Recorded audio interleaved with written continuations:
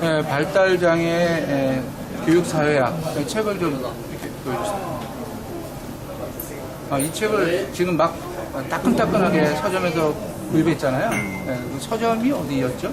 증후도라고 일본의 그 의학 우리나라 교보 문고에 필적하는 대형 서점이죠. 그 중에서 대형 서점 중에서 본점. 그 도쿄 어디? 기부쿠로. 본점이 네, 모든 근데 책들을 거기서 다 구할 수 있다. 네, 오늘 아주 특별한 곳에서 우리가 지금 녹화를 하고 있는데 여기 장소에 대해서 간단히 좀 얘기해 주세요. 이 장소는 이제 그 마루노치선이라고 지하철을 타고 동경역에 내려서 도쿄역에 내려가지고 도쿄역의 가장 중심가 마루노치 빌딩 안에 있는 최고급의 북해도 삿포로 스시집 스타벅스입니다. 그 앞에 우리 앞에는 자녀들이 스시 자녀들이 스시를 네, 스시 먹으면서 얘기하면 더 좋겠지만 이제 먹기 전에 그 가슴 뛰는 이 책에 대해서 긴급하게 교수님께 좀 청해야겠습니다. 그 5장을 중심으로 해서 좀 얘기해 주시면. 일단 저자에 대한 소개를 잠시 해보니까 네네네. 77년생입니다. 77년생 여자 교수님이시던데요. 니쿄대학에서 이제 교육학을 공부해서 니쿄대학에서 박사입니다. 니쿄라는 것은 이제 내가 동경이죠. 현재는 조금 목소리를 약간 크게 조금 땡겨 앉아주셔요. 창가대학이라고 네네. 그 남녀 고래계교 교육학부 교수입니다. 일본의 교교수라고 부르는데 그런 어떤 경력을 가지고 있고 이름이 쯔루타 마키입니다. 네. 쯔루타가 성이고 마키가 이제 참고로 남녀 호랭개교는 그 종교 이름이 아니라 그들이 외우는 주문인데 이게 창가학회가 공식 이름이에요. 맞죠. 그래서 창가대학인 것 같아요. 근데 창가대학인데 창가대학을 일본식으로 하면 뭐라고 부르죠? 소오카다이가 소오카다이라고. 소오카. 다이가 지금 교육학부의 준교수라는 의미는 교수. 근데 이 귀한 책을 어떻게 교수님 찾아내셨어요? 저는 원래 또 책을 잘 찾는 그 죄 중에 하나인데 제사람 말해서 미안합니다. 책을 안 미안하셔도 됩니다. 저도 모르게 그런 재능을 갖고 있는데 조금만 좀 앞으로 좀만 더 앉아. 오케이. 아주 좋습니다. 좋습니다. 저도 모르는 재능이라고 생각이 드는데 네네. 제가 예를 들어 이 책 제목이 발달장애 교육사역이라습니다. 네네. 이렇게 필요하면 이렇게 여기 화면 한번 확인해 주세요. 네, 발달장애. 오케이. 네. 이 책이라는 키워드로 찾은 게 아니고 네. 제가 이제 에스노 메스톨로지 한국에서 민속 방법론이라고 잘못 번역되어 있는데 네. 에스노 메스톨로지 연구자도 일본에 굉장히 우수한 연구자들 많아요. 네네. 그러니까 늘 신간이 나오진 않을까라고 우리 검색을 하고 특파를 하고 있어요. 네. 그래서 어제 며칠 전에 에스노 메스톨로지라는 네네. 키워드를 딱 치니까 바로 이 책이 에스노 메소돌로지. 에스노와 메소드. 원래 영어식으로 말했으면 메스다와기. 에스노 메스다와기인데 일본식으로 에스노 메소돌로지. 에스노 방법론인데요, 그렇죠? 뭐 그냥 직역하자면. 직역하면 이제 개개가 될 일이 아니고 네네. 워낙 복잡한 이야기고. 그 농밀한 얘기는 나중에 다른 이분이 이제 이 책을 보니까 지금 방금 이제 저자 후기를 읽다 보니까 네. 저자 후기 이런 말이 나와요. 이번에 원래 박사 논문이 기본. 예. 네네. 박사 논문 제목이 뭐냐면 장애학 교육사회. 네. 일본에서는 장해라는 말을 씁니다. 네네. 장애가 아니라 장해.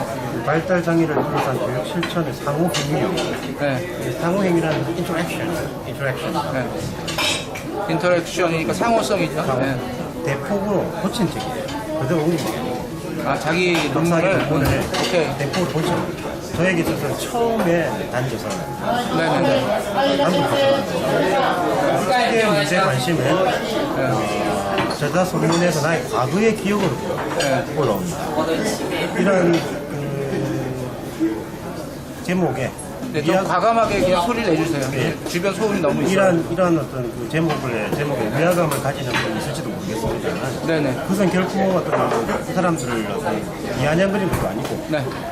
왜 사회적 구성주의의 관점으로부터 장애를 연구하는가를 자기 자신한테 이렇게 물음을 던져보니까 그 대답은 언제나 나의 처음에 관심인 A로 돌아갑니다. A라고 하는 사람이 있는데요. 첫 번째 자기가 이런 주제에 관심을 가지게 된 것은 A에 대해서 관심을 가졌다. 어떤 아이가 있었나 보네. 그렇죠. 그 기억 속에 있는 A는 나에게 연구하는 의미이고 장애는 사회적으로 구성된다는 사회학에 있어서는 상식이라고 할 수 있는 네.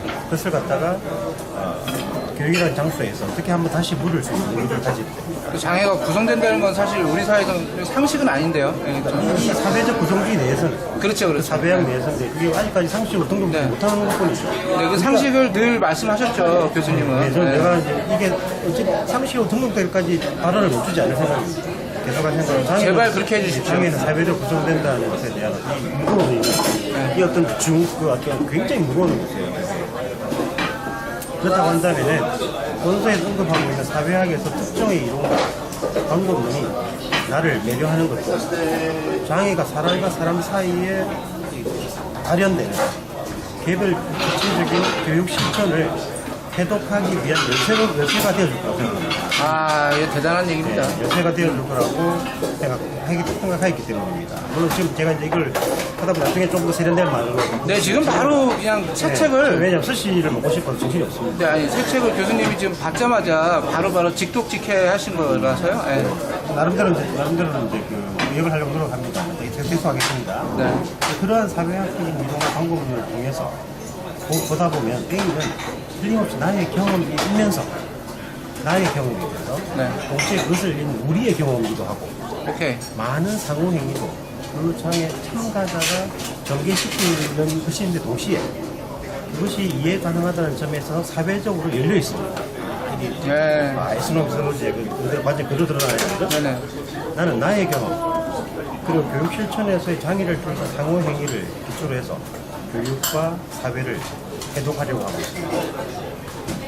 마지막 장에서 나는 사회학의 영역 이내에서 축적된 영역 내에서 영역 내외 축적된 관련한 연구 성과를 계속 파일하는 것을 다루면서도 그것을 밟으면서도 그걸 인용하면서도 일단 현상에 대한 가치적 판단을 유구한 상태에서 그 장에서 무엇이 이루어지는가를 이렇게 아주 정밀하게 그렇게 나가는 연구를 축적해 갈 것이 필요하다고 말했습니다. 구체적인 데이터를 기초로 해서 장애가 있는 아동 학생들을 둘러싼 현실을 해독하는 것의 중요성에 그래서 언급했습니다. 아, 예. 그 저자 후기는 이제 그 정도에서 좀 마무리를 해주시고요. 이게 대략 분위기를 금방 알 수 있는데 이 저자가 아마 그 발달 장애, 그러니까 Development Disability라고 불리는 아이를 한번 지도해본 경험이 있는 것 같아요. 제가 볼 때.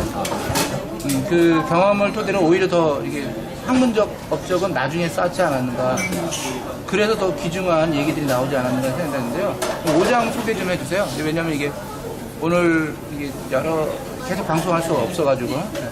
자, 5장 제목이 5장 제목을 좀 이렇게 한번 보여드릴게요. 5장 제목은 한번 대충 와닿으십니까? 네, 한번 5장 제목부터 잘 소개해 주세요. 네. ADHD 아동이라고 그러죠. 네네. 문제 행동과 그래서 복약. 네. 우리는 약을 먹죠. 약을 먹는 것을 둘러싼 에스노그래피. 네. 에스노그래피라는 것은 이제 기본의 기존의 특정 연구 방법 중에 하나인데 네. 밑에 부제목이 이렇습니다. 이게 부제목이 가장 중요하기 때문에 천천히 번역하고 학교에서 복용의 효과가 타당한 것으로서 구성되어가는 구조. 네. 그러니까 이제 약을 먹으면 효과가 있다. 네. 약을 먹여야 된다라고 하는 그 생각이 그냥 어떻게 그 안에서 사람들 사이에 그렇죠. 공유되어 가는 거예요. 굉장히 인간은 나설 수 있겠지만은 조금씩 이야기 듣다 보면 조금씩 이런 것들이 한 걸음씩 다가갈 수 있을 거라 생각합니다. 그러니까 복용이 타당하다는 거는 처음부터 타당한 게 아니라 타당하도록 구성되어져 간다는 거죠. 사회적으로. 네. 사람들 그렇게 믿게 만든다. 그렇죠. 교실 안에서. 네.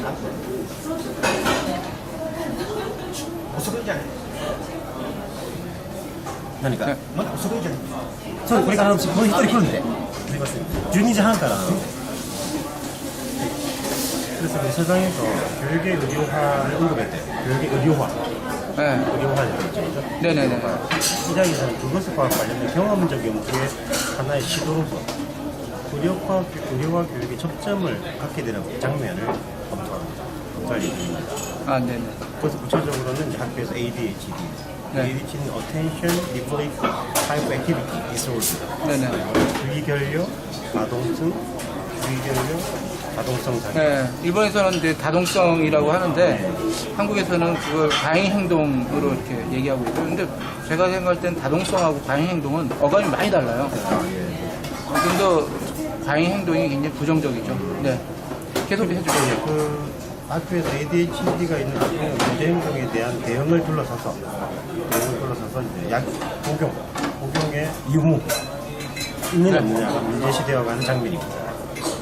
ADHD는 현 시점에서 아동에 대한 복용에 의한 치료가 꽤 많은 정도로 보급되어 있고 교육의 의료화가 보기 쉬운 장애이기도 교육의 의료화가 침투되어 있다는 거예요. 그렇죠. ADHD의 복용을 통해서 교육이 이만큼 의료화되어가는 것이 가장 중요한 케이스 중 이것이 지금 예, 예. 굉장히 기본적인 교육의 의료화라는 말부터 벌써 굉장히 인상적이에요. 네. 교육의 의료화. 네. 저는 뭐 이런 부분들 의료 민영화 혹은 이제 사회 심리학 사회화, 네.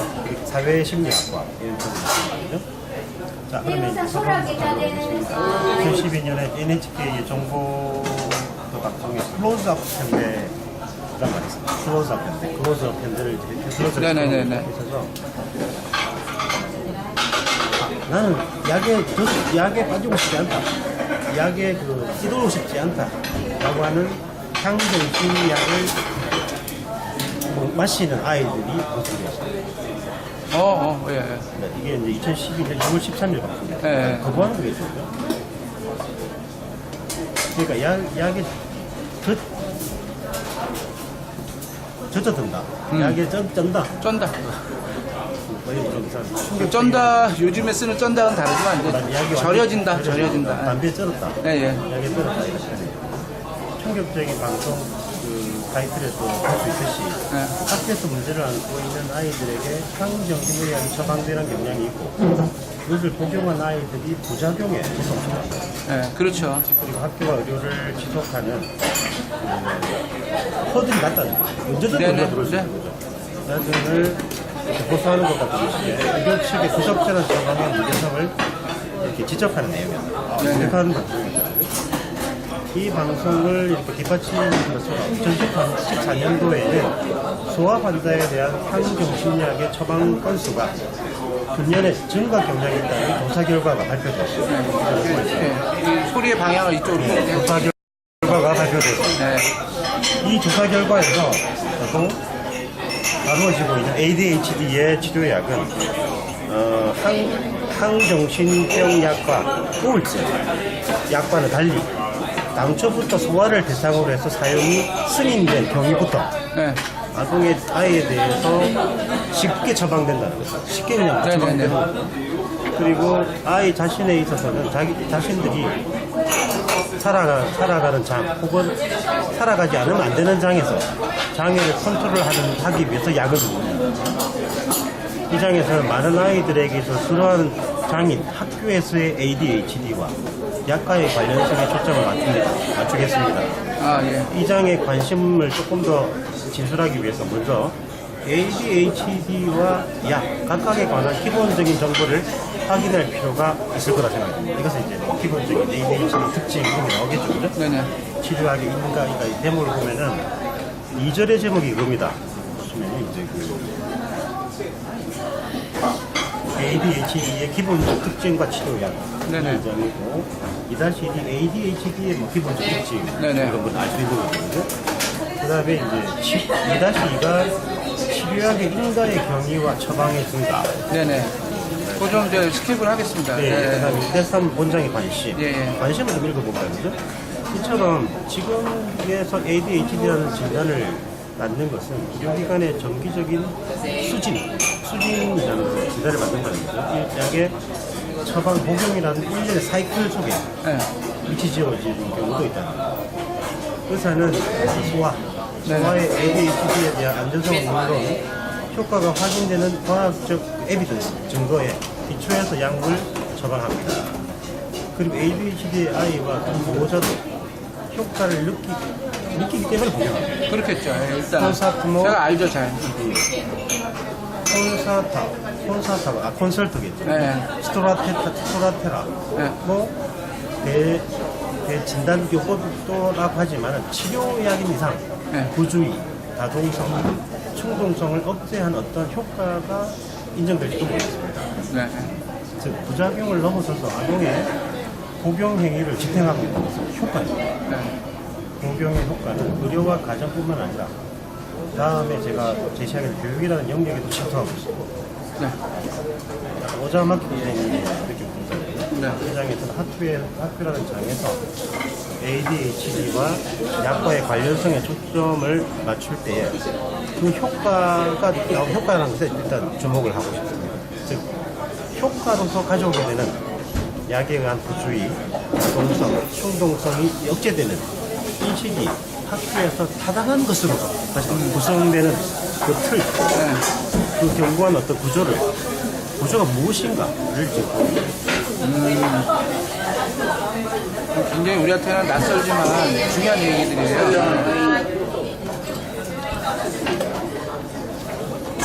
그다음에 그 3장 제목만 좀 알려주시고. 강좌는 뭔가 하면 분석에 앞선 정목. 네. 정보가 3-1이 예상이 되는 아동의 ADHD 증상과 약을 둘러싼 생육력, 그러니까 태어나서 시험 능력이다. 이거 넘어가고. 네. 근데 그 소제목들을 한 번은 또 확인만 해주세요. 네. 약에 의한 부주의, 다동성, 충동성이 이제 이렇게 잦아드는, 네. 억제되는 인식의 전쟁. 네. 그렇게 3-가 넘어가고, 네. 이게 이제 대화 분석이죠. 네네. 대화 분석이 어떻게 이게 구성되어 왔는지. 네. 사절은 어떻게 돼요? 사절은 학교에서 약 카테고리의 운용, 약이라는 카테고리가 있거든요.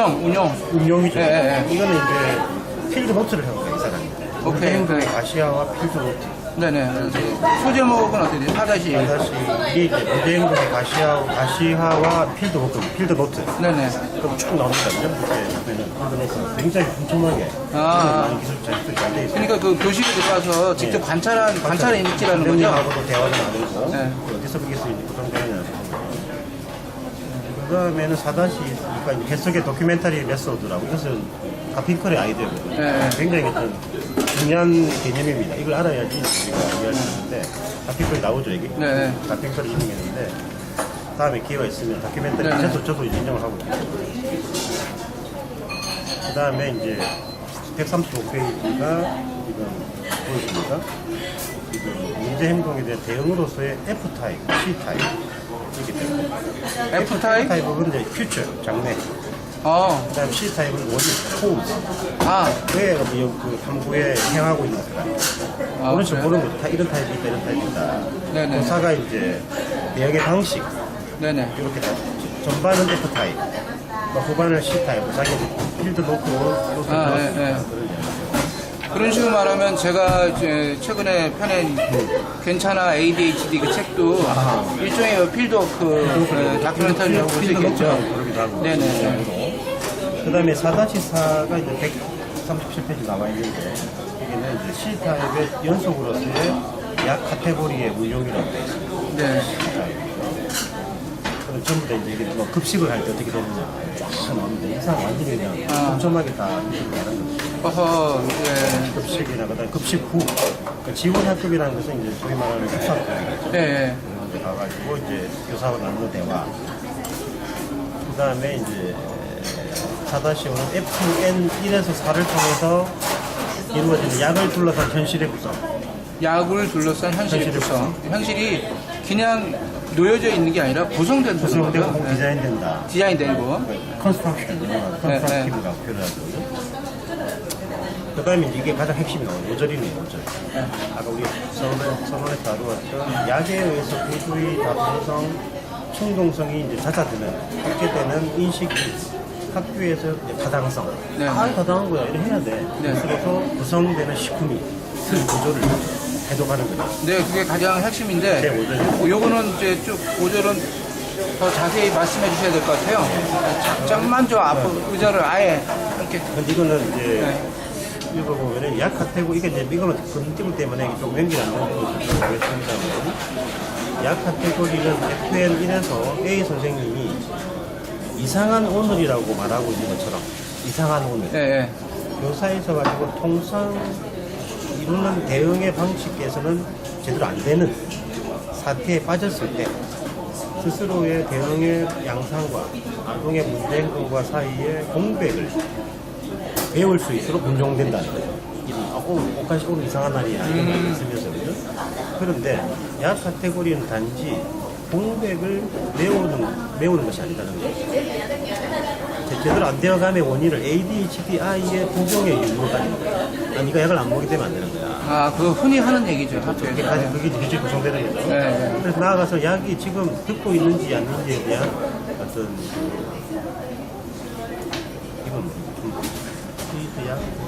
히드로 같은 약이 듣고 있는지 안 듣고 있는지에 대해서 이제 그걸 하면서 교사라는 카테고리라는 말은 메스러지가 잘 쓰는 말이거든요. 네, 근데 그러면 우리가 흔히 생각하는 카테고리는 뭐 범주 이렇게 생각하는데 교사의 카테고리 할 때는 어떻게 해석하는 게 좋죠? 교사는 아이들을 관리하는 사람입니다.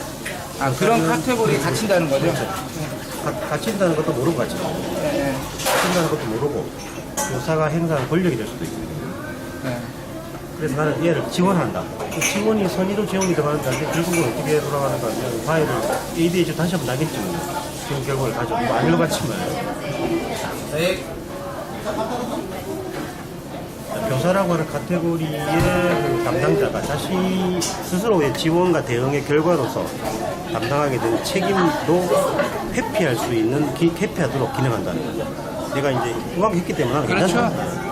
그냥 약을 먹느냐 안 먹느냐, 이게 약을 먹으면 약을 먹든 약을 안 먹든 교사가 거기서 책임질 일이 없는 거예요. 얘가 왜냐면 환자기 때문에. 그런 뜻으로 해석되네요. 그렇기 때문에 단지 교사의 대응의 방식만이 잘못되었다는 것이 아니다.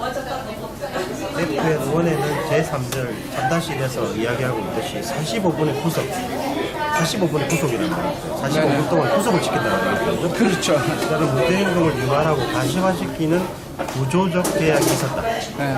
그러한 제약은 실천자에 있어서 잠영시되고 있기 때문에 그 사람 잘 모르는 거야. 당연하게 되는 거야. 남은 5분. 네네. 그래서 이동시키는 목적을 수행하기 위해서 아동에게 강제를 부과하는 것이 여기서 교사가 떠맡게 되는 거죠. 네네. 떠맡게 된 곤란함은 아니었을까? 곤란함은 아니었을까? 그것을 구조적 제약을 배경화한 상태에서 스스로에 대한 대응의 양상의 문제가 아니라 오히려 대응의 양상을 둘러싼 책임을 계속 회피하면서 네. 원인은 복용을 하지 않았는 것에 있다고 주장하고 그러한 현실을 주의와 함께 구성해가는 거예요. 그래서 부각되는 것은 다양한 구조적 제약과 딜레마에 직면하면서도 그것에 대처해서 빠져나가는 교사의 자세라는 거예요. 신랄하네. 굉장히 신랄하네요. 네. 즉 대응을 잘못했다 네. 혹은 제대로 안 돼갔다는 게 실패는 교사로서의 역할의 수행과 능력성을 위협받는 거죠. 잘못했다는 거죠. 네네. 이 책을 지금 막 서점에서 구입해가지고 와가지고는 정말 독특한 곳에서 이 얘기를 하고 있는데요. 앞으로 5분 안에 좀 이제 마무리를 지으려면 어떤 부분을 얘기하는 게 좋을지 한번. 내가 봤을 때는 서문이겠죠. 네. 서문이라 네. 약간의 서문이가 있지만 왜 이런 연구를 하게 됐는지에 대한 이야기가 네.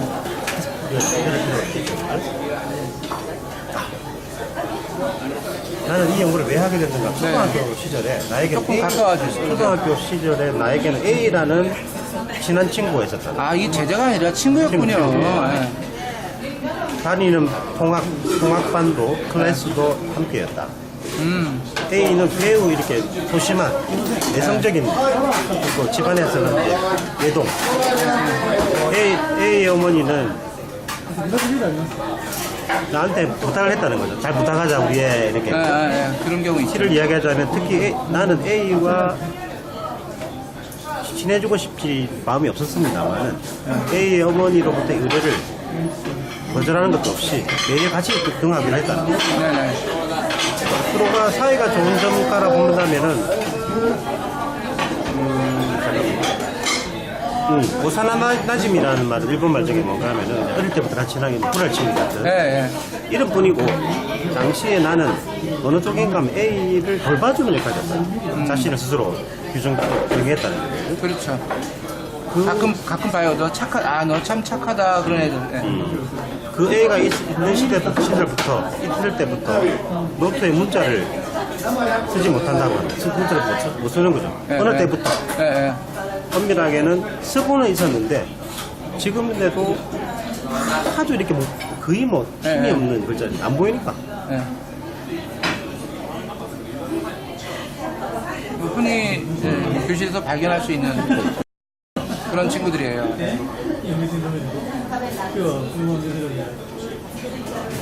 근데 이분이 77년생이니까 아마 지금 얘기는 80년대 후반 얘기하는 것 같습니다. 예. 그러니까 결국은 이 책을 쓰게 된 가장 결정적인 계기는 친구와의 관계 속에서 그렇죠. 그러니까 초발이라 돼 있잖아. 초발. 네네네. 초발의 관심으로부터 상호행위까지. 그래서 이제 아마 77년도에 초등학생이었으면은 그죠? 아니요, 그러니까 80년대 말 얘기예요. 77년생이니까 이 사람이. 이 사람은 이제 그 당시에 어떻게 이제 이런 것들이 이제 구성돼가지고 이루어졌는지 그 이야기가 있고, 이거는 뭐 천천히 좀 읽어보면 네, 예. 굉장히 흥미진진한 책인데 네, 네.